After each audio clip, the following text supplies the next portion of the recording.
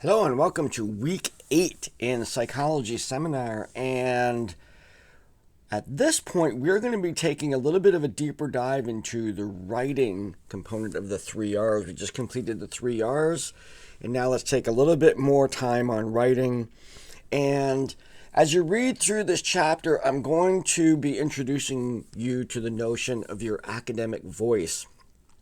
And that is creating a style of writing that is unique to you, that is not a rehash of other people's words. You're not BSing, as they say. You're not, quote unquote, trying to write smart.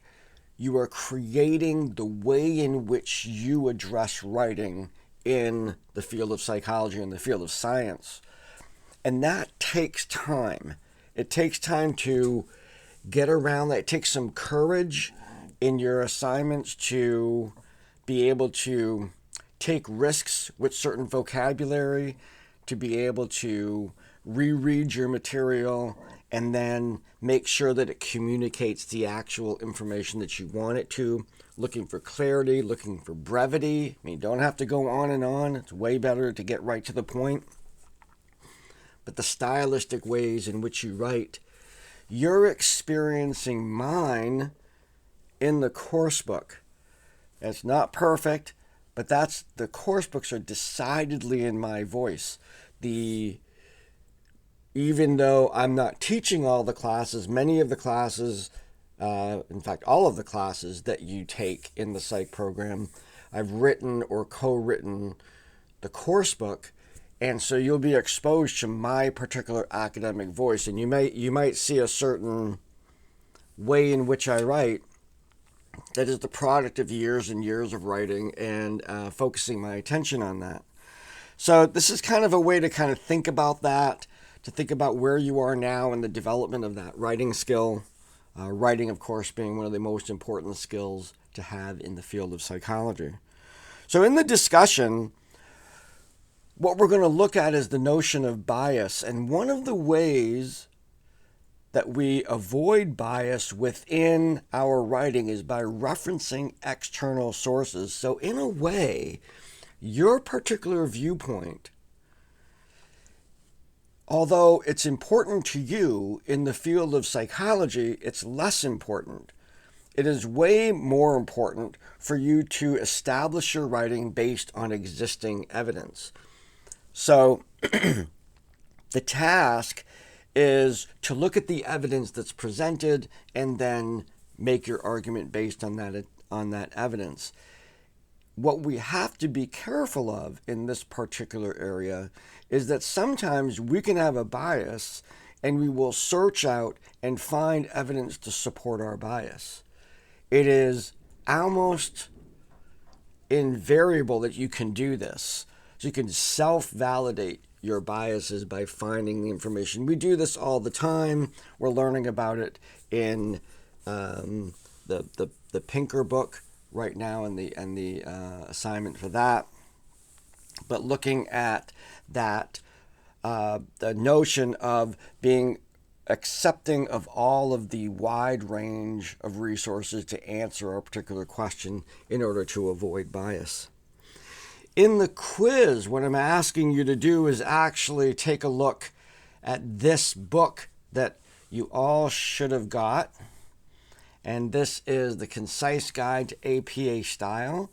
It is an exercise in attention to detail and in the writing expectations for papers that you do in psychology. Now, that's at the same time we also have our next special assignment discussions. So make sure you read up on those as well going into this week. Now, week 8 is the week a few things are happening. By the end of this week, we'll be submitting midterm grades. The way I do that is I look at the grades and I determine a way of sort of giving you a sense of how you've been doing so far.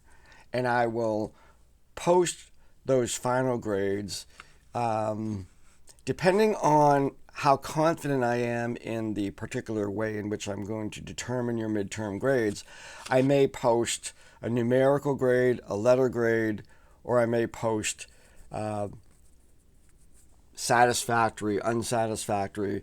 It'll be that kind of thing. Again, the satisfactory, unsatisfactory means I really don't want to put a grade out there because the information I have doesn't lead me to that kind of conclusion. So you should expect to get some information.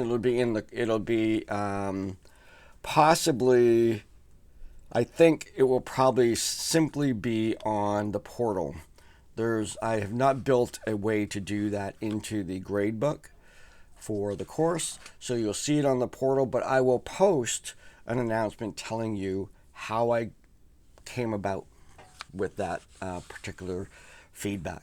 So this is the opportunity that faculty have to send out that warning of things are not going the way they should if you should expect to pass the class. So let's make sure that we, if you get from anybody, if you get a warning on the midterm grades, it's important that you reach out to your instructor. And I mean reach out to your instructor. You can reach out to tutoring, you can reach out to all those people, but it's your instructor who's going to be able to give you exact information on what you can and cannot do to make up for that particular state that you're in.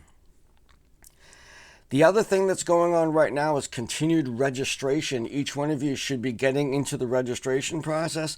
I've heard from a few of you. I've got to get back to you about meeting with you and talking about what courses to sign up for next semester. I think for many of you, it'll be very clear. You just go into the sequence of courses and take the next classes for the next semester. We're looking at summer and fall right now and deciding what classes you want to take during those semesters. Some of you want to meet with me, and that's great. And we can talk about what the options are, and that is certainly on the table as well. Finally, after this week, it begins spring break, and I will be not in this country, so I will be largely out of touch. And for that entire period of time, in fact, we're leaving Thursday, so you're kind of on your own on that week. Of course, it's a break week. Hopefully, you can take that opportunity to do less coursework and take that time for your family, for yourself, get a nice restful time for you to re-energize and hit the ground running when we come back, which will be on week 10 in the calendar. So I wish you a very good spring break. Wish you a very good week this week. Let's see if we can get you all registered, get through this material, Chapter 6, the special assignment, get the midterm grades in, and that will be a nice ending off of this week to go into spring break. So have a great week, be well, and I'll see you next time.